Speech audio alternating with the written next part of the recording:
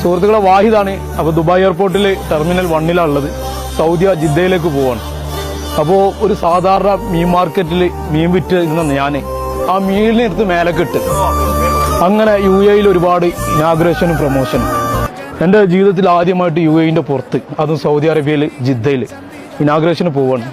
നിങ്ങളോടൊക്കെ എത്ര നന്ദി പറഞ്ഞാലും മതിയാവില്ല. അപ്പോൾ ഒരു സാധാരണക്കാരന് എത്രത്തോളം എന്ന് പലരും ഇങ്ങനെ പറയാറുണ്ട്.